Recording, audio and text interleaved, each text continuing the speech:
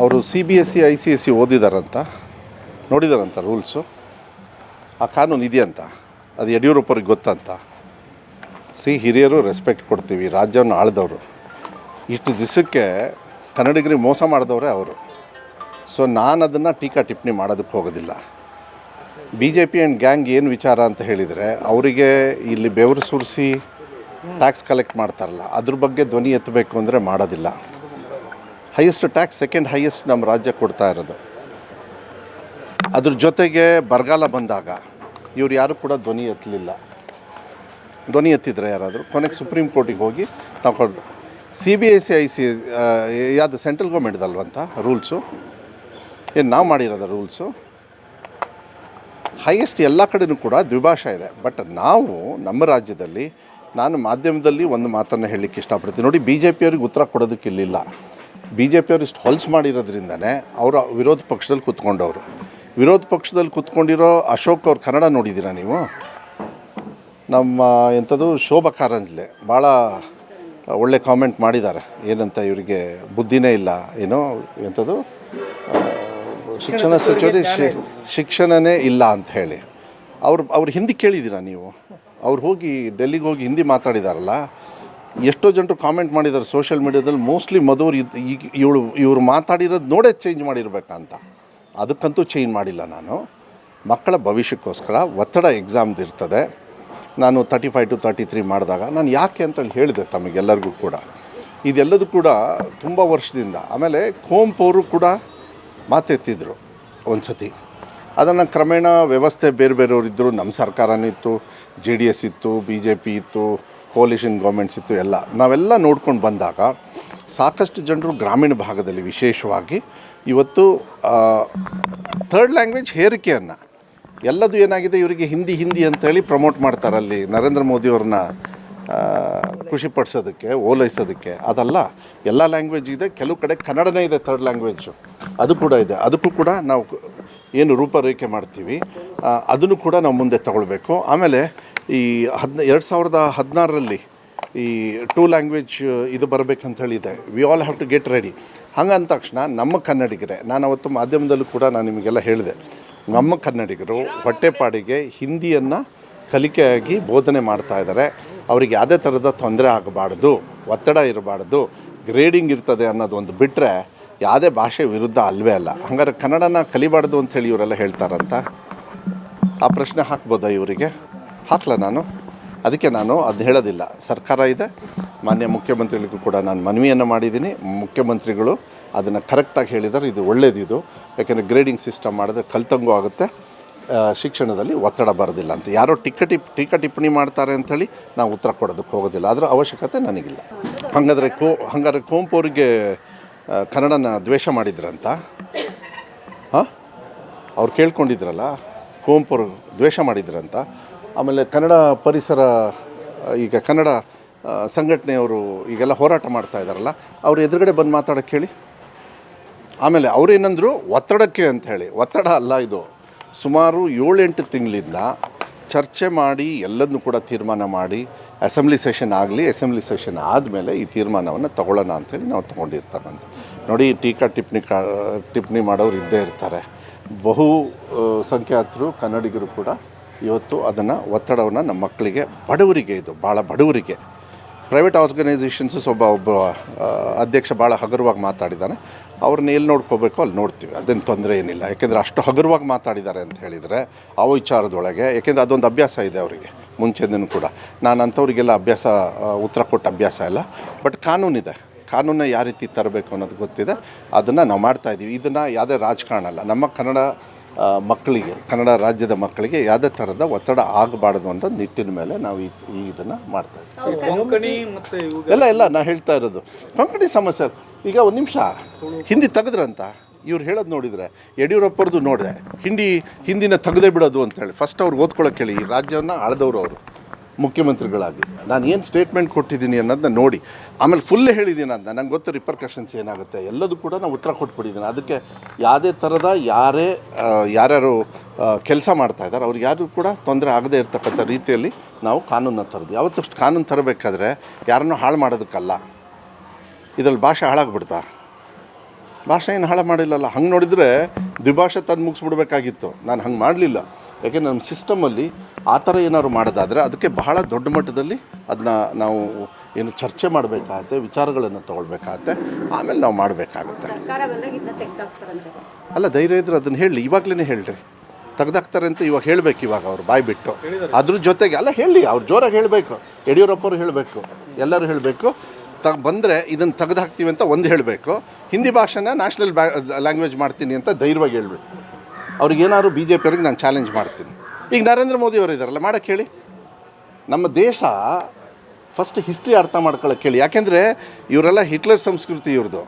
ಅವ್ರಿಗೆ ಗೊತ್ತೇ ಇಲ್ಲ. ಅವರಿಗೆ ಅವ್ರ ಉಡುಪು, ಅವ್ರ ಸಲ್ಯೂಟ್ ಹೊಡೆಯೋದು ಇದನ್ನೆಲ್ಲ ನೋಡಿದ್ದೀರ, ಎಲ್ಲಿಂದ ಬರುತ್ತೆ ಅವ್ರದ್ದು ಪರಂಪರೆ? ಸ್ವಲ್ಪ ಅವರಿಗೆಲ್ಲ ಗೊತ್ತಿಲ್ಲ. ಅವ್ರು ಇನ್ನೂ ಅದೇ ಜ್ಞಾನದಲ್ಲಿದ್ದಾರೆ. ಇವರೆಲ್ಲ ಏನಾಗಿದೆ, ಬೇಸಿಕಲಿ ಬಿ ಜೆ ಪಿಯವರು ಯಾರು ಇವ್ರ ಸ್ವಂತ ಶಕ್ತಿ ಮೇಲೆ ಗೆದ್ದವರಲ್ಲ. ನರೇಂದ್ರ ಮೋದಿಯವ್ರ ಹೆಸರಲ್ಲಿ ಹೆಂಗೋ ಲಕ್ಕಾಗಿ ಗೆದ್ದುಬಿಟ್ಟಿದ್ದಾರೆ. ಗೆದ್ದ ತಕ್ಷಣ ಯಾರಿಗೆ ಸಲ್ಯೂಟ್ ಹೊಡಿಬೇಕು? ಅವ್ರಿಗೆ ಹೊಡಿಬೇಕಲ್ಲ, ಇನ್ಯಾರಿಗೆ ಹೊಡಿತಾರೆ? ಇದೆಲ್ಲ ಸಲ್ಯೂಟ್ ಹೊಡೆಯೋ ಸಂಸ್ಕೃತಿ, ಕನ್ನಡ ಪ್ರೀತಿಗಲ್ಲ. ಈಗಲೂ ಕೂಡ ನಾನು ಹೇಳ್ತೀನಿ, ಈ ದೇಶ ಫೆಡರಲ್ ಸಿಸ್ಟಮಲ್ಲಿ ಭಾಷಾ ಪ್ರಾಂತ್ಯದ ಮೇಲೆ ನಾವೆಲ್ಲರೂ ಕೂಡ ಡಿವಿಷನ್ ಆಲ್ಗೆ ಅಂಬೇಡ್ಕರ್ ಅವರು ಕೂಡ ಒಟ್ಟಿಗಿರ್ರಿ ಅಂಥೇಳಿ ಮಾಡಿದ್ದಾರೆ. ಆ ಕೆಲಸನ ನಾವು ಮಾಡಿದ್ದೀವಿ. ಅದನ್ನು ಯಾವುದು ಕೂಡ ಹಿಂದಿ ಆಗಲಿ, ತಮಿಳ್ನಾಡು ಮತ್ತು ವೆಸ್ಟ್ ಬೆಂಗಾಲ್ ಮತ್ತು ಕೆಲವು ಕಡೆಗೆಲ್ಲ ಎರಡು ದ್ವಿಭಾಷೆ ಇರೋದು. ನಾನು ಅದಕ್ಕೆ ಹೋಲಿಕೆ ಮಾಡೋಕ್ಕೆ ನಮ್ಮ ರಾಜ್ಯದ ನಮ್ಮ ಪದ್ಧತಿ ಇರ್ತದೆ, ನಾವು ಮಾಡ್ಕೊಂಡು ಹೋಗ್ತೀವಿ. ಅದನ್ನು ದ್ವೇಷ ಮಾಡ್ತಕ್ಕಂಥದ್ದು. ನಿಮ್ಮ ಸರ್ಕಾರದವ್ರು ಅಲ್ಲಿ ಮಾಡಿಲ್ಲ, ಇಲ್ಲಿ ಮಾಡಿ. ನಮ್ಮ ಸರ್ಕಾರ ಕರ್ನಾಟಕದಲ್ಲಿದೆ. ಕರ್ನಾಟಕ ಸರ್ಕಾರ ಈ ತೀರ್ಮಾನ ತಗೊಳ್ಳೋದು. ಅದನ್ನು ಅರ್ಥ ಮಾಡ್ಕೊಳ್ಬೇಕಾಗತ್ತೆ.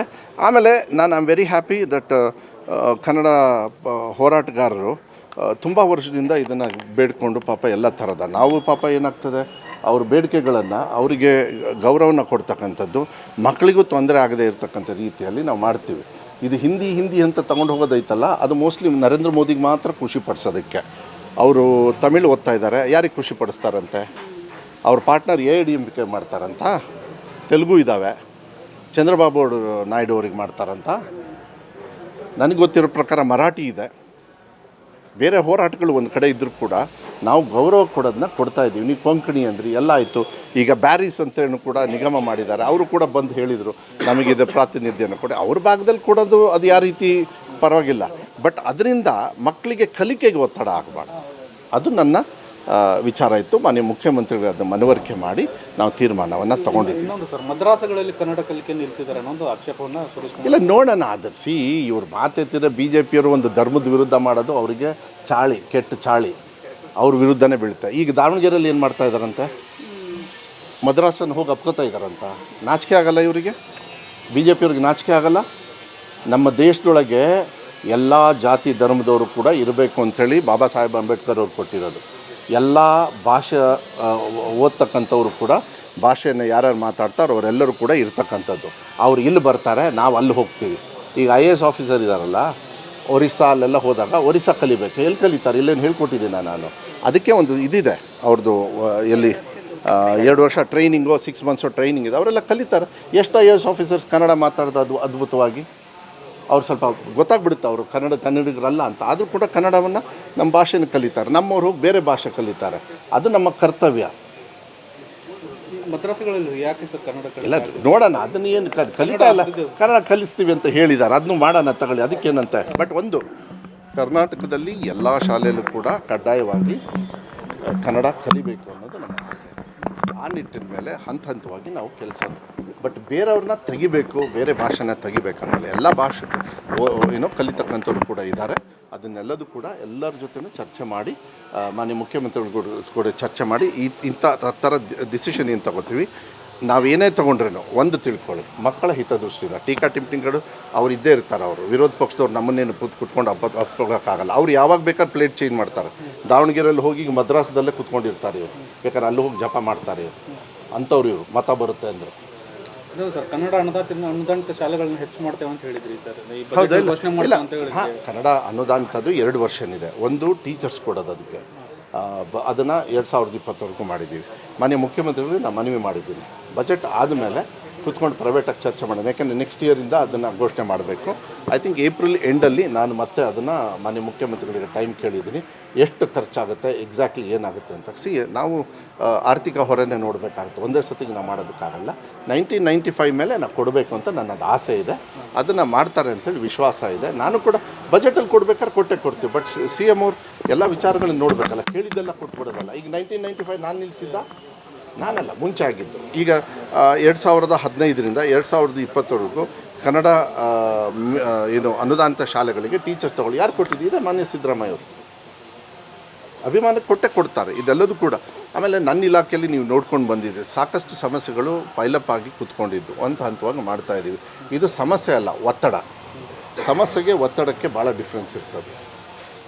ವಯೋಮಿತಿ ಸಡಿಲಿಕೆ ವಿಚಾರ, ವಯೋಮಿತಿ ಸಡಿಲಿಕೆ 5.5 ವರ್ಷಕ್ಕೆ ಮಾಡಿ ಅನ್ನೋದು ಡಿಮಾಂಡ್ ಮಾಡ್ತಾ ಇದ್ದಾರೆ, ಎಲ್ಲರನ್ನೂ ಭೇಟಿ ಮಾಡ್ತಾರೆ. ನಾನು ಇದ್ರ ಬಗ್ಗೆ ಕಾಮೆಂಟ್ ಮಾಡೋಕ್ಕೆ ಹೋಗಲ್ಲ. ಮೊನ್ನೆನೇ ಉತ್ತರ ಕೊಟ್ಟಿದ್ದೀನಿ. ನೆಕ್ಸ್ಟ್ ಅಲ್ಲ ಬಿಡಿ, ಬಿಟ್ರು ಬೇಡ ಅದನ್ನು ಬಿಡಬಾರ್ದಾಗಿತ್ತು ಅಂತಂದ್ರೆ ಅವ್ರು ಹೇಳೋದಕ್ಕಲ್ಲ, ಅದು ಸರ್ಕಾರ ತೀರ್ಮಾನ ಮಾಡುತ್ತೆ. ಎಲೆಕ್ಷನ್ ಚೆನ್ನಾಗಿದೆ, ನೋ ಪ್ರಾಬ್ಲಮ್. 2 ಕ್ಷೇತ್ರನೂ ಗೆಲ್ತಾರೆ. ಅಲ್ಲೂ ಕೂಡ ಮಾಹಿತಿ ತೊಗೊಳ್ತಾ ಇದ್ದೀವಿ. ನಾನು OBC ಅಧ್ಯಕ್ಷರಾಗಿ ನಮ್ಮ ಟೀಮ್ ಫುಲ್ ಎಲ್ಲ ಅಲ್ಲೂ ಕೂಡ ಕೆಲಸ ಮಾಡ್ತಾಯಿದೆ. ಅಲ್ಲೂ ಕೂಡ ಸಾಕಷ್ಟು ಸ್ನೇಹಿತರು ಎಲ್ಲ ಇದ್ದಾರೆ. ಬಟ್ ದಾವಣಗೆರೆಗೆ ನಮಗೆ ಹಾಕಿದ್ದಾರೆ. ನಾನು ಮೊನ್ನೆ 2 ದಿವಸ ಇದ್ದೆ. ಇವತ್ತು ಒಂದು ಅರ್ಧ ದಿವಸ ಬೆಂಗಳೂರಲ್ಲಿ ಕೆಲಸ ಇದೆ. ಮತ್ತು ಇವಾಗ 2 ಗಂಟೆ 2:30 ಹಂಗೆ ಹೊರಟ್ರೆ ಒಂದು 3 ಅವರ್ಸಿಗೆ ಮತ್ತೆ ಸಾಯಂಕಾಲ ಪ್ರೋಗ್ರಾಮ್ ಹಾಕಕ್ಕೆ ಹೇಳಿದ್ದೀನಿ. 9ನೇ ತಾರೀಕುವರೆಗೂ ಮರ್ಯಾದಿಂದ ಎಲ್ಲ ಅಲ್ಲೇ ಇರ್ರಿ ಅಂತ ಹೇಳಿದ್ದಾರೆ. 7 ಆದಮೇಲೆ 6 ಗಂಟೆ ಮೇಲೆ ಇರೋಕ್ಕಾಗಲ್ಲ, ಯಾಕೆಂದರೆ ಅದು ರೂಲ್ಸ್ ಇದೆ. ಅಲ್ಲೇ ಎಲ್ಲೋ ಸುತ್ತಮುತ್ತ ಹಿಂಗೆ ಓಡಾಡ್ಕೋತಾ ಇರೋದಪ್ಪ, ಅಲ್ಲಿ ಒಳಗಡೆ ಹೋಗೋದು ಬೇಡ. ಇಲ್ಲದ್ರೆ ನೀವು ಬೇರೆ ಹಿಡಿದು ನಮ್ಮನ್ನು ಓಡ ತೋರಿಸ್ಬಿಡ್ತೀವಿ. ಬಟ್ ಒಂದು ಇಲ್ಲ, ನಾಯಕತ್ವ ಅದೆಲ್ಲ ಡೆಲ್ಲಿಯವ್ರು ತೀರ್ಮಾನ ಮಾಡ್ತಾರೆ. ನಾನೇ ಮುಂದಿನ 2 ವರ್ಷ ನಾನೇ ಇರ್ತೀನಿ ಅಂತ ಭಾಷಣ ಮಾಡ್ತಾ ಇರೋದು ನೋಡಿ. ಬಾಯಿ ಮುಚ್ಕೊಂಡಿರಿ ಅಂದಿದ್ದಾರೆ, ದಾವಣಗೆರೆ ಹೋಗಿ ಕೆಲಸ ಮಾಡಿ ಅಂದಿದ್ದಾರೆ, ಮಂತ್ರಿಯಾಗಿ ಒಳ್ಳೆ ಕೆಲಸ ಮಾಡು ಅಂದಿದ್ದಾರೆ. ಇದಿಷ್ಟು ಮಾಡ್ತಾ ಇದ್ದೀನಿ ಅಂತ ನನಗೆ ವಿಶ್ವಾಸ ಇದೆ. ದಾವಣಗೆರೆಯಲ್ಲೂ ಗೆಲ್ತೀವಿ, ಇಲ್ಲೂ ಗೆಲ್ತೀವಿ, ಕೇರಳನೂ ಗೆಲ್ತೀವಿ, ಆಸಾಮ್, ಎಲ್ಲ ಕಡೆನೂ ವಾತಾವರಣ ಇಡೀ ದೇಶದಲ್ಲಿ ಚೆನ್ನಾಗಿದೆ. ಅದೇ ಇದನ್ನು ಮಾತಾಡಲ್ಲ, ಅಲ್ಲ ನೀವು ಮಾತಾಡ್ತಿದ್ದೀರಪ್ಪ. BJPಯವರು ಯಡಿಯೂರಪ್ಪರು ಇದನ್ನು ಮಾತಾಡಬೇಕು. ಹಿಂದಿ ಪ್ರೇಮ ಬಿಟ್ಟು ಕನ್ನಡಿಗರಿಗೆ ಶಾಪವಾಗಿದೆಯಲ್ಲ ಇದು ಬೆಲೆ ಏರಿಕೆ, ಇದ್ರ ಬಗ್ಗೆ ಮಾತಾಡಬೇಕು. ವಾರ್ ಇದೆ, ವಾರಿಗೆ ಸಂಬಂಧ ಇಲ್ಲದೇ ಇರೋದನ್ನೆಲ್ಲ ಬೆಲೆ ಏರಿಕೆ ಮಾಡಿಬಿಡ್ತಾರೆ ಇವರು. ಅದು ಚರ್ಚೆ ಮಾಡೋಣ, ಅದು ಭಾಳ ದೊಡ್ಡ ಚರ್ಚೆ. ಅದಾಗಲ್ಲ. ಜನರನ್ನ ಇನ್ನೂ ದಡ್ಡರು ಮಾಡ್ಕೊಂಡು ಕೂತ್ಕೊಳ್ಳೋದೇನು ಬೇಡ. ಇವರು ಎಲ್ಲರಿಗೂ ಅರ್ಥ ಆಗುತ್ತೆ. CBSE ICSE ಓದಿದಾರಂತ, ನೋಡಿದಾರಂತ ರೂಲ್ಸು. ಆ ಕಾನೂನು ಇದೆಯಂತ, ಅದು ಯಡಿಯೂರಪ್ಪರಿಗೆ ಗೊತ್ತಂತ. ಹಿರಿಯರು ರೆಸ್ಪೆಕ್ಟ್ ಕೊಡ್ತೀವಿ, ರಾಜ್ಯವನ್ನು ಆಳಿದವರು. ಇಷ್ಟು ದಿವಸಕ್ಕೆ ಕನ್ನಡಿಗರಿಗೆ ಮೋಸ ಮಾಡಿದವರೇ ಅವರು. ಸೊ ನಾನು ಅದನ್ನು ಟೀಕಾ ಟಿಪ್ಪಣಿ ಮಾಡೋದಕ್ಕೆ ಹೋಗೋದಿಲ್ಲ. BJP ಆ್ಯಂಡ್ ಗ್ಯಾಂಗ್ ಏನು ವಿಚಾರ ಅಂತ ಹೇಳಿದರೆ, ಅವರಿಗೆ ಇಲ್ಲಿ ಬೆವರು ಸುರಿಸಿ ಟ್ಯಾಕ್ಸ್ ಕಲೆಕ್ಟ್ ಮಾಡ್ತಾರಲ್ಲ, ಅದ್ರ ಬಗ್ಗೆ ಧ್ವನಿ ಎತ್ತಬೇಕು ಅಂದರೆ ಮಾಡೋದಿಲ್ಲ. ಹೈಯೆಸ್ಟ್ ಟ್ಯಾಕ್ಸ್, ಸೆಕೆಂಡ್ ಹೈಯೆಸ್ಟ್ ನಮ್ಮ ರಾಜ್ಯ ಕೊಡ್ತಾ ಇರೋದು. ಅದ್ರ ಜೊತೆಗೆ ಬರಗಾಲ ಬಂದಾಗ ಇವ್ರು ಯಾರು ಕೂಡ ಧ್ವನಿ ಎತ್ತಲಿಲ್ಲ. ಧ್ವನಿ ಎತ್ತಿದ್ರೆ ಯಾರಾದರೂ ಕೊನೆಗೆ ಸುಪ್ರೀಂ ಕೋರ್ಟಿಗೆ ಹೋಗಿ ತಗೊಂಡು. CBSE ಯಾವುದು ಸೆಂಟ್ರಲ್ ಗೌರ್ಮೆಂಟ್ದಲ್ವಂತ ರೂಲ್ಸು, ಏನು ನಾವು ಮಾಡಿರೋದ ರೂಲ್ಸು. ಹೈಯೆಸ್ಟ್ ಎಲ್ಲ ಕಡೆಯೂ ಕೂಡ ದ್ವಿಭಾಷಾ ಇದೆ. ಬಟ್ ನಾವು ನಮ್ಮ ರಾಜ್ಯದಲ್ಲಿ, ನಾನು ಮಾಧ್ಯಮದಲ್ಲಿ ಒಂದು ಮಾತನ್ನು ಹೇಳಲಿಕ್ಕೆ ಇಷ್ಟಪಡ್ತೀನಿ. ನೋಡಿ, BJPಯವ್ರಿಗೆ ಉತ್ತರ ಕೊಡೋದಕ್ಕಿಲ್ಲ. BJPಯವ್ರು ಇಷ್ಟು ಹೊಲ್ಸು ಮಾಡಿರೋದ್ರಿಂದನೇ ಅವರು ವಿರೋಧ ಪಕ್ಷದಲ್ಲಿ ಕೂತ್ಕೊಂಡವರು. ವಿರೋಧ ಪಕ್ಷದಲ್ಲಿ ಕೂತ್ಕೊಂಡಿರೋ ಅಶೋಕ್ ಅವ್ರ ಕನ್ನಡ ನೋಡಿದ್ದೀರಾ ನೀವು? ನಮ್ಮ ಎಂಥದ್ದು ಶೋಭಾ ಕಾರಂಜ್ಲೆ ಭಾಳ ಒಳ್ಳೆ ಕಾಮೆಂಟ್ ಮಾಡಿದ್ದಾರೆ. ಏನಂತ, ಇವರಿಗೆ ಬುದ್ಧಿನೇ ಇಲ್ಲ ಏನೋ, ಎಂಥದ್ದು ಶಿಕ್ಷಣ ಸಚಿವರೇ ಶಿಕ್ಷಣನೇ ಇಲ್ಲ ಅಂತ ಹೇಳಿ. ಅವ್ರು ಹಿಂದಿ ಕೇಳಿದ್ದೀರಾ ನೀವು? ಅವ್ರು ಹೋಗಿ ಡೆಲ್ಲಿಗೆ ಹೋಗಿ ಹಿಂದಿ ಮಾತಾಡಿದಾರಲ್ಲ. ಎಷ್ಟೋ ಜನರು ಕಾಮೆಂಟ್ ಮಾಡಿದ್ದಾರೆ ಸೋಷಿಯಲ್ ಮೀಡ್ಯಾದಲ್ಲಿ. ಮೋಸ್ಟ್ಲಿ ಮಧುರ್ ಇವರು ಮಾತಾಡಿರೋದು ನೋಡೇ ಚೇಂಜ್ ಮಾಡಿರ್ಬೇಕಂತ. ಅದಕ್ಕಂತೂ ಚೇಂಜ್ ಮಾಡಿಲ್ಲ ನಾನು. ಮಕ್ಕಳ ಭವಿಷ್ಯಕ್ಕೋಸ್ಕರ ಒತ್ತಡ ಎಕ್ಸಾಮ್ದು ಇರ್ತದೆ. ನಾನು 35 to 33 ಮಾಡಿದಾಗ ನಾನು ಯಾಕೆ ಅಂತೇಳಿ ಹೇಳಿದೆ ತಮಗೆಲ್ಲರಿಗೂ ಕೂಡ. ಇದೆಲ್ಲದೂ ಕೂಡ ತುಂಬ ವರ್ಷದಿಂದ. ಆಮೇಲೆ ಕುವೆಂಪು ಅವರು ಕೂಡ ಮಾತೆತ್ತಿದ್ರು ಒಂದು ಸತಿ. ಅದನ್ನು ಕ್ರಮೇಣ ವ್ಯವಸ್ಥೆ ಬೇರೆಯವರಿದ್ದರು. ನಮ್ಮ ಸರ್ಕಾರನೂ ಇತ್ತು, JDS ಇತ್ತು, BJP ಇತ್ತು, ಕೋಲಿಷನ್ ಗೌರ್ಮೆಂಟ್ಸ್ ಇತ್ತು, ಎಲ್ಲ ನಾವೆಲ್ಲ ನೋಡ್ಕೊಂಡು ಬಂದಾಗ ಸಾಕಷ್ಟು ಜನರು ಗ್ರಾಮೀಣ ಭಾಗದಲ್ಲಿ ವಿಶೇಷವಾಗಿ ಇವತ್ತು ಥರ್ಡ್ ಲ್ಯಾಂಗ್ವೇಜ್ ಹೇರಿಕೆಯನ್ನು ಎಲ್ಲದು ಏನಾಗಿದೆ, ಇವರಿಗೆ ಹಿಂದಿ ಅಂತೇಳಿ ಪ್ರಮೋಟ್ ಮಾಡ್ತಾರೆ. ಅಲ್ಲಿ ನರೇಂದ್ರ ಮೋದಿಯವ್ರನ್ನ ಖುಷಿಪಡಿಸೋದಕ್ಕೆ, ಓಲೈಸೋದಕ್ಕೆ. ಅದಲ್ಲ, ಎಲ್ಲ ಲ್ಯಾಂಗ್ವೇಜ್ ಇದೆ. ಕೆಲವು ಕಡೆ ಕನ್ನಡನೇ ಇದೆ ಥರ್ಡ್ ಲ್ಯಾಂಗ್ವೇಜು, ಅದು ಕೂಡ ಇದೆ. ಅದಕ್ಕೂ ಕೂಡ ನಾವು ಏನು ರೂಪರೇಖೆ ಮಾಡ್ತೀವಿ ಅದನ್ನು ಕೂಡ ನಾವು ಮುಂದೆ ತಗೊಳ್ಬೇಕು. ಆಮೇಲೆ ಈ 2016ರಲ್ಲಿ ಈ 2 ಲ್ಯಾಂಗ್ವೇಜ್ ಇದು ಬರಬೇಕಂತ ಹೇಳಿದೆ. We all have to get ready. ಹಂಗಂದ ತಕ್ಷಣ ನಮ್ಮ ಕನ್ನಡಿಗರೇ, ನಾನು ಅವತ್ತು ಮಾಧ್ಯಮದಲ್ಲೂ ಕೂಡ ನಾನು ನಿಮಗೆಲ್ಲ ಹೇಳಿದೆ, ನಮ್ಮ ಕನ್ನಡಿಗರು ಹೊಟ್ಟೆಪಾಡಿಗೆ ಹಿಂದಿಯನ್ನು ಕಲಿಕೆಯಾಗಿ ಬೋಧನೆ ಮಾಡ್ತಾ ಇದ್ದಾರೆ. ಅವರಿಗೆ ಯಾವುದೇ ಥರದ ತೊಂದರೆ ಆಗಬಾರ್ದು, ಒತ್ತಡ ಇರಬಾರ್ದು, ಗ್ರೇಡಿಂಗ್ ಇರ್ತದೆ ಅನ್ನೋದೊಂದು ಬಿಟ್ಟರೆ ಯಾವುದೇ ಭಾಷೆ ವಿರುದ್ಧ ಅಲ್ವೇ ಅಲ್ಲ. ಹಾಗಾದ್ರೆ ಕನ್ನಡನ ಕಲಿಬಾರ್ದು ಅಂಥೇಳಿ ಇವರೆಲ್ಲ ಹೇಳ್ತಾರಂತ ಆ ಪ್ರಶ್ನೆ ಹಾಕ್ಬೋದಾ ಇವರಿಗೆ? ಹಾಕಲ್ಲ ನಾನು. ಅದಕ್ಕೆ ನಾನು ಅದನ್ನ ಹೇಳೋದಿಲ್ಲ. ಸರ್ಕಾರ ಇದೆ, ಮಾನ್ಯ ಮುಖ್ಯಮಂತ್ರಿಗಳಿಗೂ ಕೂಡ ನಾನು ಮನವಿಯನ್ನು ಮಾಡಿದ್ದೀನಿ. ಮುಖ್ಯಮಂತ್ರಿಗಳು ಅದನ್ನು ಕರೆಕ್ಟಾಗಿ ಹೇಳಿದ್ದಾರೆ. ಇದು ಒಳ್ಳೆಯದಿದು, ಯಾಕೆಂದರೆ ಗ್ರೇಡಿಂಗ್ ಸಿಸ್ಟಮ್ ಮಾಡಿದ್ರೆ ಕಲ್ತಂಗೂ ಆಗುತ್ತೆ, ಶಿಕ್ಷಣದಲ್ಲಿ ಒತ್ತಡ ಬರೋದಿಲ್ಲ ಅಂತ. ಯಾರೋ ಟೀಕಾ ಟಿಪ್ಪಣಿ ಮಾಡ್ತಾರೆ ಅಂಥೇಳಿ ನಾವು ಉತ್ತರ ಕೊಡೋದಕ್ಕೆ ಹೋಗೋದಿಲ್ಲ. ಅದರ ಅವಶ್ಯಕತೆ ನನಗಿಲ್ಲ. ಕನ್ನಡದ ಮೇಲಿನ ಪ್ರೀತಿ ಎಲ್ಲ ಇದು ರಾಜಕಾರಣ ಮಾಡ್ತಾ ಇರೋದು, ಅದಕ್ಕೆ ಈ ನಿರ್ಧಾರ ಅನ್ನುವಂಥದ್ದು. ಹಾಗಾದ್ರೆ ಕುವೆಂಪು ಅವರಿಗೆ ಕನ್ನಡನ ದ್ವೇಷ ಮಾಡಿದ್ರಂತ? ಹಾಂ, ಅವ್ರು ಕೇಳ್ಕೊಂಡಿದ್ರಲ್ಲ, ಕುವೆಂಪು ಅವರು ದ್ವೇಷ ಮಾಡಿದ್ರಂತ. ಆಮೇಲೆ ಕನ್ನಡ ಪರಿಸರ, ಈಗ ಕನ್ನಡ ಸಂಘಟನೆಯವರು ಈಗೆಲ್ಲ ಹೋರಾಟ ಮಾಡ್ತಾ ಇದ್ದಾರಲ್ಲ, ಅವ್ರು ಎದುರುಗಡೆ ಬಂದು ಮಾತಾಡೋಕ್ಕೆ ಹೇಳಿ. ಆಮೇಲೆ ಅವರೇನಂದ್ರು ಒತ್ತಡಕ್ಕೆ ಅಂತ ಹೇಳಿ. ಒತ್ತಡ ಅಲ್ಲ ಇದು. ಸುಮಾರು 7-8 ತಿಂಗಳಿಂದ ಚರ್ಚೆ ಮಾಡಿ ಎಲ್ಲದನ್ನೂ ಕೂಡ ತೀರ್ಮಾನ ಮಾಡಿ ಅಸೆಂಬ್ಲಿ ಸೆಷನ್ ಆಗಲಿ, ಅಸೆಂಬ್ಲಿ ಸೆಷನ್ ಆದಮೇಲೆ ಈ ತೀರ್ಮಾನವನ್ನು ತಗೊಳ್ಳೋಣ ಅಂಥೇಳಿ ನಾವು ತೊಗೊಂಡಿರ್ತಕ್ಕಂಥ. ನೋಡಿ, ಟೀಕಾ ಟಿಪ್ಪಣಿ ಮಾಡೋರು ಇದ್ದೇ ಇರ್ತಾರೆ. ಬಹು ಸಂಖ್ಯಾತರು ಕನ್ನಡಿಗರು ಕೂಡ ಇವತ್ತು ಅದನ್ನು ಒತ್ತಡವನ್ನು ನಮ್ಮ ಮಕ್ಕಳಿಗೆ, ಬಡವರಿಗೆ, ಇದು ಭಾಳ ಬಡವರಿಗೆ, ಪ್ರೈವೇಟ್ ಆರ್ಗನೈಸೇಷನ್ಸು ಒಬ್ಬ ಅಧ್ಯಕ್ಷ ಭಾಳ ಹಗುರವಾಗಿ ಮಾತಾಡಿದ್ದಾನೆ. ಅವ್ರನ್ನ ಎಲ್ಲಿ ನೋಡ್ಕೋಬೇಕು ಅಲ್ಲಿ ನೋಡ್ತೀವಿ, ಅದೇನು ತೊಂದರೆ ಏನಿಲ್ಲ. ಯಾಕೆಂದರೆ ಅಷ್ಟು ಹಗುರವಾಗಿ ಮಾತಾಡಿದ್ದಾರೆ ಅಂತ ಹೇಳಿದರೆ ಆ ವಿಚಾರದೊಳಗೆ, ಯಾಕೆಂದರೆ ಅದೊಂದು ಅಭ್ಯಾಸ ಇದೆ ಅವರಿಗೆ ಮುಂಚೆನೂ ಕೂಡ. ನಾನು ಅಂಥವ್ರಿಗೆಲ್ಲ ಉತ್ತರ ಕೊಟ್ಟ ಅಭ್ಯಾಸ ಇಲ್ಲ. ಬಟ್ ಕಾನೂನಿದೆ, ಕಾನೂನನ್ನ ಯಾವ ರೀತಿ ತರಬೇಕು ಅನ್ನೋದು ಗೊತ್ತಿದೆ. ಅದನ್ನು ನಾವು ಮಾಡ್ತಾಯಿದ್ದೀವಿ. ಇದನ್ನು ಯಾವುದೇ ರಾಜಕಾರಣ ಅಲ್ಲ. ನಮ್ಮ ಕನ್ನಡ ಮಕ್ಕಳಿಗೆ, ಕನ್ನಡ ರಾಜ್ಯದ ಮಕ್ಕಳಿಗೆ ಯಾವುದೇ ಥರದ ಒತ್ತಡ ಆಗಬಾರ್ದು ಅಂತ ನಿಟ್ಟಿನ ಮೇಲೆ ನಾವು ಇದನ್ನು ಮಾಡ್ತಾಯಿದ್ದೀವಿ. ಕೊಂಕಣಿ ಮತ್ತು ಎಲ್ಲ ನಾನು ಹೇಳ್ತಾ ಇರೋದು ಕೊಂಕಣಿ ಸಮಸ್ಯೆ. ಈಗ ಒಂದು ನಿಮಿಷ, ಹಿಂದಿ ತೆಗೆದ್ರಂತ ಇವ್ರು ಹೇಳೋದು ನೋಡಿದರೆ, ಯಡಿಯೂರಪ್ಪರದು ನೋಡಿದೆ, ಹಿಂದಿನ ತೆಗೆದೇ ಬಿಡೋದು ಅಂತೇಳಿ. ಫಸ್ಟ್ ಅವ್ರು ಓದ್ಕೊಳ್ಳೋಕೆ ಹೇಳಿ. ಈ ರಾಜ್ಯವನ್ನು ಆಳ್ದವ್ರು ಅವರು ಮುಖ್ಯಮಂತ್ರಿಗಳಾಗಿ. ನಾನು ಏನು ಸ್ಟೇಟ್ಮೆಂಟ್ ಕೊಟ್ಟಿದ್ದೀನಿ ಅನ್ನೋದನ್ನ ನೋಡಿ, ಆಮೇಲೆ ಫುಲ್ ಹೇಳಿದ್ದೀನಿ ಅಂತ. ನಂಗೆ ಗೊತ್ತು ರಿಪರ್ಕಷನ್ಸ್ ಏನಾಗುತ್ತೆ, ಎಲ್ಲದೂ ಕೂಡ ನಾನು ಉತ್ತರ ಕೊಟ್ಬಿಟ್ಟಿದ್ದೀನಿ. ಅದಕ್ಕೆ ಯಾವುದೇ ಥರದ ಯಾರ್ಯಾರು ಕೆಲಸ ಮಾಡ್ತಾಯಿದ್ದಾರೆ ಅವ್ರಿಗೆ ಯಾರು ಕೂಡ ತೊಂದರೆ ಆಗದೇ ಇರ್ತಕ್ಕಂಥ ರೀತಿಯಲ್ಲಿ ನಾವು ಕಾನೂನನ್ನ ತರೋದು. ಯಾವತ್ತಷ್ಟು ಕಾನೂನು ತರಬೇಕಾದ್ರೆ ಯಾರನ್ನೂ ಹಾಳು ಮಾಡೋದಕ್ಕಲ್ಲ. ಇದರಲ್ಲಿ ಭಾಷೆ ಹಾಳಾಗ್ಬಿಡ್ತಾ? ಭಾಷೆ ಏನು ಹಾಳು ಮಾಡಿಲ್ಲಲ್ಲ. ಹಂಗೆ ನೋಡಿದರೆ ದ್ವಿಭಾಷೆ ತಂದು ಮುಗಿಸ್ಬಿಡ್ಬೇಕಾಗಿತ್ತು. ನಾನು ಹಂಗೆ ಮಾಡಲಿಲ್ಲ. ಯಾಕೆಂದರೆ ನಮ್ಮ ಸಿಸ್ಟಮಲ್ಲಿ ಆ ಥರ ಏನಾದ್ರು ಮಾಡೋದಾದರೆ ಅದಕ್ಕೆ ಬಹಳ ದೊಡ್ಡ ಮಟ್ಟದಲ್ಲಿ ಅದನ್ನ ನಾವು ಏನು ಚರ್ಚೆ ಮಾಡಬೇಕಾಗತ್ತೆ, ವಿಚಾರಗಳನ್ನು ತೊಗೊಳ್ಬೇಕಾಗತ್ತೆ, ಆಮೇಲೆ ನಾವು ಮಾಡಬೇಕಾಗುತ್ತೆ. ಅಲ್ಲ, ಧೈರ್ಯ ಇದ್ರೆ ಅದನ್ನು ಹೇಳಿ, ಇವಾಗಲೇ ಹೇಳ್ರಿ. ತೆಗ್ದಾಕ್ತಾರೆ ಅಂತ ಇವಾಗ ಹೇಳಬೇಕು, ಇವಾಗ ಅವ್ರು ಬಾಯಿ ಬಿಟ್ಟು. ಅದ್ರ ಜೊತೆಗೆ ಅಲ್ಲ ಹೇಳಿ, ಅವ್ರು ಜೋರಾಗಿ ಹೇಳಬೇಕು. ಯಡಿಯೂರಪ್ಪರು ಹೇಳಬೇಕು, ಎಲ್ಲರೂ ಹೇಳಬೇಕು. ಬಂದರೆ ಇದನ್ನು ತೆಗೆದು ಹಾಕ್ತೀವಿ ಅಂತ ಒಂದು ಹೇಳಬೇಕು. ಹಿಂದಿ ಭಾಷೆನ ನ್ಯಾಷನಲ್ ಲ್ಯಾಂಗ್ವೇಜ್ ಮಾಡ್ತೀನಿ ಅಂತ ಧೈರ್ಯವಾಗಿ ಹೇಳಬೇಕು. ಅವ್ರಿಗೇನಾದ್ರು BJP ಅವ್ರಿಗೆ ನಾನು ಚಾಲೆಂಜ್ ಮಾಡ್ತೀನಿ. ಈಗ ನರೇಂದ್ರ ಮೋದಿ ಅವರು ಇದ್ದಾರಲ್ಲ, ಮಾಡೋಕ್ಕೆ ಹೇಳಿ. ನಮ್ಮ ದೇಶ ಫಸ್ಟ್ ಹಿಸ್ಟ್ರಿ ಅರ್ಥ ಮಾಡ್ಕೊಳ್ಳೋಕೆ ಹೇಳಿ. ಯಾಕೆಂದರೆ ಇವರೆಲ್ಲ ಹಿಟ್ಲರ್ ಸಂಸ್ಕೃತಿ ಇವ್ರದ್ದು. ಅವ್ರಿಗೆ ಗೊತ್ತೇ ಇಲ್ಲ. ಅವರಿಗೆ ಅವ್ರ ಉಡುಪು, ಅವ್ರ ಸಲ್ಯೂಟ್ ಹೊಡೆಯೋದು ಇದನ್ನೆಲ್ಲ ನೋಡಿದ್ದೀರ, ಎಲ್ಲಿಂದ ಬರುತ್ತೆ ಅವ್ರದ್ದು ಪರಂಪರೆ? ಸ್ವಲ್ಪ ಅವರಿಗೆಲ್ಲ ಗೊತ್ತಿಲ್ಲ. ಅವ್ರು ಇನ್ನೂ ಅದೇ ಜ್ಞಾನದಲ್ಲಿದ್ದಾರೆ. ಇವರೆಲ್ಲ ಏನಾಗಿದೆ, ಬೇಸಿಕಲಿ BJP ಅವರು ಯಾರು ಇವ್ರ ಸ್ವಂತ ಶಕ್ತಿ ಮೇಲೆ ಗೆದ್ದವರಲ್ಲ. ನರೇಂದ್ರ ಮೋದಿ ಅವ್ರ ಹೆಸರಲ್ಲಿ ಹೆಂಗೋ ಲಕ್ಕಾಗಿ ಗೆದ್ದುಬಿಟ್ಟಿದ್ದಾರೆ. ಗೆದ್ದ ತಕ್ಷಣ ಯಾರಿಗೆ ಸಲ್ಯೂಟ್ ಹೊಡಿಬೇಕು? ಅವರಿಗೆ ಹೊಡಿಬೇಕಲ್ಲ, ಇನ್ಯಾರಿಗೆ ಹೊಡಿತಾರೆ? ಇದೆಲ್ಲ ಸಲ್ಯೂಟ್ ಹೊಡೆಯೋ ಸಂಸ್ಕೃತಿ, ಕನ್ನಡ ಪ್ರೀತಿಗಲ್ಲ. ಈಗಲೂ ಕೂಡ ನಾನು ಹೇಳ್ತೀನಿ, ಈ ದೇಶ ಫೆಡರಲ್ ಸಿಸ್ಟಮಲ್ಲಿ ಭಾಷಾ ಪ್ರಾಂತ್ಯದ ಮೇಲೆ ನಾವೆಲ್ಲರೂ ಕೂಡ ಡಿವಿಷನ್ ಆಲ್ಗೆ ಅಂಬೇಡ್ಕರ್ ಅವರು ಕೂಡ ಒಟ್ಟಿಗಿರ್ರಿ ಅಂಥೇಳಿ ಮಾಡಿದ್ದಾರೆ. ಆ ಕೆಲಸನ ನಾವು ಮಾಡಿದ್ದೀವಿ. ಅದನ್ನು ಯಾವುದು ಕೂಡ ಹಿಂದಿ ಆಗಲಿ, ತಮಿಳ್ನಾಡು ಮತ್ತು ವೆಸ್ಟ್ ಬೆಂಗಾಲ್ ಮತ್ತು ಕೆಲವು ಕಡೆಗೆಲ್ಲ ಎರಡು ದ್ವಿಭಾಷೆ ಇರೋದು. ನಾನು ಅದಕ್ಕೆ ಹೋಲಿಕೆ ಮಾಡೋಕ್ಕೋಲ್ಲ. ನಮ್ಮ ರಾಜ್ಯದ ನಮ್ಮ ಪದ್ಧತಿ ಇರ್ತದೆ, ನಾವು ಮಾಡ್ಕೊಂಡು ಹೋಗ್ತೀವಿ. ಅದನ್ನು ದ್ವೇಷ ಮಾಡ್ತಕ್ಕಂಥದ್ದು. ನಿಮ್ಮ ಸರ್ಕಾರದವ್ರು ಅಲ್ಲಿ ಮಾಡಿಲ್ಲ, ಇಲ್ಲಿ ಮಾಡಿ. ನಮ್ಮ ಸರ್ಕಾರ ಕರ್ನಾಟಕದಲ್ಲಿದೆ. ಕರ್ನಾಟಕ ಸರ್ಕಾರ ಈ ತೀರ್ಮಾನ ತಗೊಳ್ಳೋದು. ಅದನ್ನು ಅರ್ಥ ಮಾಡ್ಕೊಳ್ಬೇಕಾಗತ್ತೆ. ಆಮೇಲೆ ನಾನು I am very happy that Kannada ಹೋರಾಟಗಾರರು ತುಂಬ ವರ್ಷದಿಂದ ಇದನ್ನು ಬೇಡ್ಕೊಂಡು ಪಾಪ ಎಲ್ಲ ಥರದ, ನಾವು ಪಾಪ ಏನಾಗ್ತದೆ ಅವ್ರ ಬೇಡಿಕೆಗಳನ್ನು, ಅವರಿಗೆ ಗೌರವನ ಕೊಡ್ತಕ್ಕಂಥದ್ದು, ಮಕ್ಕಳಿಗೂ ತೊಂದರೆ ಆಗದೇ ಇರತಕ್ಕಂಥ ರೀತಿಯಲ್ಲಿ ನಾವು ಮಾಡ್ತೀವಿ. ಇದು ಹಿಂದಿ ಅಂತ ತೊಗೊಂಡು ಹೋಗೋದೈತಲ್ಲ, ಅದು ಮೋಸ್ಟ್ಲಿ ನರೇಂದ್ರ ಮೋದಿಗೆ ಮಾತ್ರ ಖುಷಿ ಪಡಿಸೋದಕ್ಕೆ. ಅವರು ತಮಿಳು ಓದ್ತಾ ಇದ್ದಾರೆ, ಯಾರಿಗೆ ಖುಷಿ ಪಡಿಸ್ತಾರಂತೆ?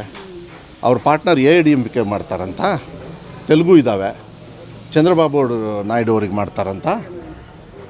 ನನಗೆ ಗೊತ್ತಿರೋ ಪ್ರಕಾರ ಮರಾಠಿ ಇದೆ. ಬೇರೆ ಹೋರಾಟಗಳು ಒಂದು ಕಡೆ ಇದ್ದರೂ ಕೂಡ ನಾವು ಗೌರವ ಕೊಡೋದನ್ನ ಕೊಡ್ತಾ ಇದ್ದೀವಿ. ನೀವು ಕೊಂಕಣಿ ಅಂದ್ರಿ, ಎಲ್ಲ ಆಯಿತು. ಈಗ ಬ್ಯಾರೀಸ್ ಅಂತೇಳಿ ಕೂಡ ನಿಗಮ ಮಾಡಿದ್ದಾರೆ, ಅವರು ಕೂಡ ಬಂದು ಹೇಳಿದರು ನಮಗಿದು ಪ್ರಾತಿನಿಧ್ಯನ ಕೊಡಿ. ಅವ್ರ ಭಾಗದಲ್ಲಿ ಕೊಡೋದು ಅದು ಯಾವ ರೀತಿ ಪರವಾಗಿಲ್ಲ, ಬಟ್ ಅದರಿಂದ ಮಕ್ಕಳಿಗೆ ಕಲಿಕೆಗೆ ಒತ್ತಡ ಆಗಬಾರ್ದು.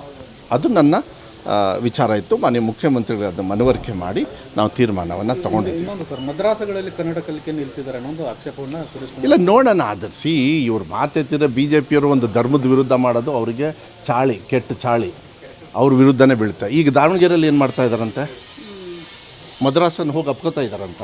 ನಾಚಿಕೆ ಆಗಲ್ಲ ಇವರಿಗೆ? BJP ಅವ್ರಿಗೆ ನಾಚಿಕೆ ಆಗಲ್ಲ? ನಮ್ಮ ದೇಶದೊಳಗೆ ಎಲ್ಲ ಜಾತಿ ಧರ್ಮದವರು ಕೂಡ ಇರಬೇಕು ಅಂಥೇಳಿ ಬಾಬಾ ಸಾಹೇಬ್ ಅಂಬೇಡ್ಕರ್ ಅವ್ರು ಕೊಟ್ಟಿರೋದು. ಎಲ್ಲ ಭಾಷೆ ಓದ್ತಕ್ಕಂಥವ್ರು ಕೂಡ ಭಾಷೆಯನ್ನು ಯಾರ್ಯಾರು ಮಾತಾಡ್ತಾರೋ ಅವರೆಲ್ಲರೂ ಕೂಡ ಇರ್ತಕ್ಕಂಥದ್ದು. ಅವ್ರು ಇಲ್ಲಿ ಬರ್ತಾರೆ, ನಾವು ಅಲ್ಲಿ ಹೋಗ್ತೀವಿ. ಈಗ IAS ಆಫೀಸರ್ ಇದ್ದಾರಲ್ಲ, ಒರಿಸ್ಸಾ ಅಲ್ಲೆಲ್ಲ ಹೋದಾಗ ಒರಿಸ್ಸಾ ಕಲಿಬೇಕು. ಎಲ್ಲಿ ಕಲಿತಾರೆ? ಇಲ್ಲೇನು ಹೇಳ್ಕೊಟ್ಟಿದ್ದೀನಿ ನಾನು. ಅದಕ್ಕೆ ಒಂದು ಇದಿದೆ ಅವ್ರದ್ದು, ಎಲ್ಲಿ 2 ವರ್ಷ ಟ್ರೈನಿಂಗು, 6 ಮಂತ್ಸು ಟ್ರೈನಿಂಗ್ ಇದೆ, ಅವರೆಲ್ಲ ಕಲಿತಾರೆ. ಎಷ್ಟು IAS ಆಫೀಸರ್ಸ್ ಕನ್ನಡ ಮಾತಾಡ್ದು ಅದು ಅದ್ಭುತವಾಗಿ.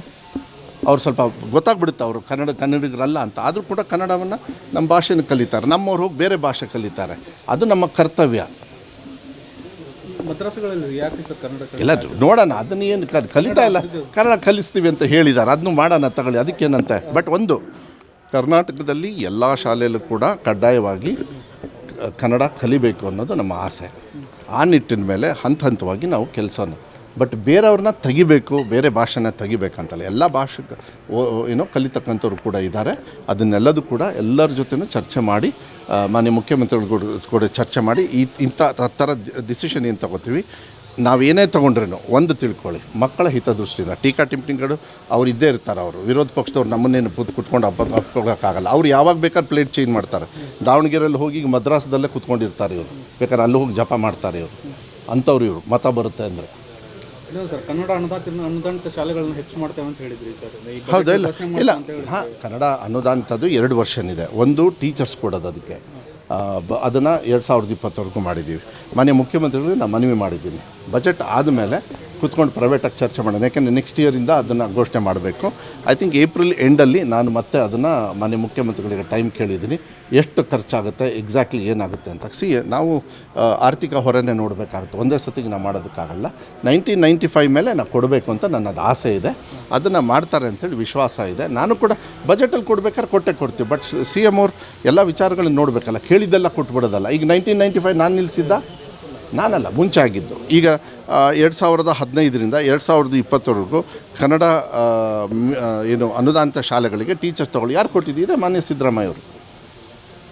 ಅಭಿಮಾನಕ್ಕೆ ಕೊಡ್ತಾರೆ ಇದೆಲ್ಲದೂ ಕೂಡ. ಆಮೇಲೆ ನನ್ನ ಇಲಾಖೆಯಲ್ಲಿ ನೀವು ನೋಡ್ಕೊಂಡು ಬಂದಿದೆ, ಸಾಕಷ್ಟು ಸಮಸ್ಯೆಗಳು ಪೈಲಪ್ ಆಗಿ ಕೂತ್ಕೊಂಡಿದ್ದು ಹಂತವಾಗಿ ಮಾಡ್ತಾಯಿದ್ದೀವಿ. ಇದು ಸಮಸ್ಯೆ ಅಲ್ಲ, ಒತ್ತಡ. ಸಮಸ್ಯೆಗೆ ಒತ್ತಡಕ್ಕೆ ಭಾಳ ಡಿಫ್ರೆನ್ಸ್ ಇರ್ತದೆ. ವಯೋಮಿತಿ ಸಡಿಲಿಕೆ ವಿಚಾರ, ವಯೋಮಿತಿ ಸಡಿಲಿಕೆ 5.5 ವರ್ಷಕ್ಕೆ ಮಾಡಿ ಅನ್ನೋದು ಡಿಮಾಂಡ್ ಮಾಡ್ತಾ ಇದ್ದಾರೆ, ಎಲ್ಲರನ್ನೂ ಭೇಟಿ ಮಾಡ್ತಾರೆ. ನಾನು ಇದ್ರ ಬಗ್ಗೆ ಕಾಮೆಂಟ್ ಮಾಡೋಕ್ಕೆ ಹೋಗಲ್ಲ. ಮೊನ್ನೆನೇ ಉತ್ತರ ಕೊಟ್ಟಿದ್ದೀನಿ. ನೆಕ್ಸ್ಟ್ ಅಲ್ಲ ಬಿಡಿ, ಅವ್ರು ಹೇಳೋದಕ್ಕಲ್ಲ, ಅದು ಸರ್ಕಾರ ತೀರ್ಮಾನ ಮಾಡುತ್ತೆ. ಚೆನ್ನಾಗಿದೆ, ನೋ ಪ್ರಾಬ್ಲಮ್. 2 ಕ್ಷೇತ್ರನೂ ಗೆಲ್ತಾರೆ. ಅಲ್ಲೂ ಕೂಡ ಮಾಹಿತಿ ತೊಗೊಳ್ತಾ ಇದ್ದೀವಿ. ನಾನು OBC ಅಧ್ಯಕ್ಷರಾಗಿ ನಮ್ಮ ಟೀಮ್ ಫುಲ್ ಎಲ್ಲ ಅಲ್ಲೂ ಕೂಡ ಕೆಲಸ ಮಾಡ್ತಾಯಿದೆ. ಅಲ್ಲೂ ಕೂಡ ಸಾಕಷ್ಟು ಸ್ನೇಹಿತರು ಎಲ್ಲ ಇದ್ದಾರೆ. ಬಟ್ ದಾವಣಗೆರೆಗೆ ನಮಗೆ ಹಾಕಿದ್ದಾರೆ. ನಾನು ಮೊನ್ನೆ 2 ದಿವಸ ಇದ್ದೆ. ಇವತ್ತು ಒಂದು ಅರ್ಧ ದಿವಸ ಬೆಂಗಳೂರಲ್ಲಿ ಕೆಲಸ ಇದೆ. ಮತ್ತು ಇವಾಗ 2 ಗಂಟೆ 2:30 ಹಂಗೆ ಹೊರಟ್ರೆ ಒಂದು 3 ಅವರ್ಸಿಗೆ ಮತ್ತೆ ಸಾಯಂಕಾಲ ಪ್ರೋಗ್ರಾಮ್ ಹಾಕೋಕ್ಕೆ ಹೇಳಿದ್ದೀನಿ. 9ನೇ ತಾರೀಕುವರೆಗೂ ಮರ್ಯಾದಿಂದ ಎಲ್ಲ ಅಲ್ಲೇ ಇರ್ರಿ ಅಂತ ಹೇಳಿದ್ದಾರೆ. 7 ಆದಮೇಲೆ 6 ಗಂಟೆ ಮೇಲೆ ಇರೋಕ್ಕಾಗಲ್ಲ, ಯಾಕೆಂದರೆ ಅದು ರೂಲ್ಸ್ ಇದೆ. ಅಲ್ಲೇ ಎಲ್ಲ ಸುತ್ತಮುತ್ತ ಹಿಂಗೆ ಓಡಾಡ್ಕೋತಾ ಇರೋದಪ್ಪ, ಅಲ್ಲಿ ಒಳಗಡೆ ಹೋಗೋದು ಬೇಡ. ಇಲ್ಲಾಂದರೆ ನೀವು ಬೇರೆ ಹಿಡಿದು ನಮ್ಮನ್ನು ಫೋಟೋ ತೋರಿಸ್ಬಿಡ್ತೀವಿ ಅದಕ್ಕೆ. ಬಟ್ ಒಂದು ಇಲ್ಲ, ನಾಯಕತ್ವ ಅದೆಲ್ಲ ಡೆಲ್ಲಿಯವ್ರು ತೀರ್ಮಾನ ಮಾಡ್ತಾರೆ. ನನ್ನಿಂದ ನಾನೇ ಮುಂದಿನ 2 ವರ್ಷ ನಾನೇ ಇರ್ತೀನಿ ಅಂತ ಭಾಷಣ ಮಾಡ್ತಾರೆ. ನೋಡಿ, ಬಾಯಿ ಮುಚ್ಕೊಂಡಿರಿ ಅಂದಿದ್ದಾರೆ, ದಾವಣಗೆರೆ ಹೋಗಿ ಕೆಲಸ ಮಾಡಿ ಅಂದಿದ್ದಾರೆ, ಮಂತ್ರಿಯಾಗಿ ಒಳ್ಳೆ ಕೆಲಸ ಮಾಡು ಅಂದಿದ್ದಾರೆ. ಇದಿಷ್ಟು ಮಾಡ್ತಾಯಿದ್ದೀನಿ ಅಂತೇಳಿ ನನಗೆ ವಿಶ್ವಾಸ ಇದೆ. ದಾವಣಗೆರೆಯಲ್ಲೂ ಗೆಲ್ತೀವಿ, ಇಲ್ಲೂ ಗೆಲ್ತೀವಿ, ಕೇರಳನೂ ಗೆಲ್ತೀವಿ, ಆಸಾಮ್, ಎಲ್ಲ ಕಡೆನೂ. ವಾತಾವರಣ ಇಡೀ ದೇಶದಲ್ಲಿ ಚೆನ್ನಾಗಿದೆ. ಅಲ್ಲ ಅದೇ ಇದನ್ನು ಮಾತಾಡಲ್ಲ ಅಲ್ಲ ನೀವು ಮಾತಾಡ್ತಾ ಇದ್ದೀರಪ್ಪ. BJP ಅವರು, ಯಡಿಯೂರಪ್ಪರು ಇದನ್ನು ಮಾತಾಡಬೇಕು. ಹಿಂದಿ ಪ್ರೇಮ ಬಿಟ್ಟು ಕನ್ನಡಿಗರಿಗೆ ಶಾಪವಾಗಿದೆಯಲ್ಲ ಇದು ಬೆಲೆ ಏರಿಕೆ, ಇದ್ರ ಬಗ್ಗೆ ಮಾತಾಡಬೇಕು. ವಾರ್ ಇದೆ, ವಾರಿಗೆ ಸಂಬಂಧ ಇಲ್ಲದೇ ಇರೋದನ್ನೆಲ್ಲ ಬೆಲೆ ಏರಿಕೆ ಮಾಡಿಬಿಡ್ತಾರೆ ಇವರು. ಅದು ಚರ್ಚೆ ಮಾಡೋಣ, ಅದು ಭಾಳ ದೊಡ್ಡ ಚರ್ಚೆ, ಅದಾಗಲ್ಲ. ಜನರನ್ನ ಇನ್ನೂ ದಡ್ಡರು ಮಾಡ್ಕೊಂಡು ಕೂತ್ಕೊಳ್ಳೋದೇನು ಬೇಡ, ಇವರು ಎಲ್ಲರಿಗೂ ಅರ್ಥ ಆಗುತ್ತೆ. Okay, thank you sir. ವಿಶೇಷ ವೈಟ್ ಬೇಕು.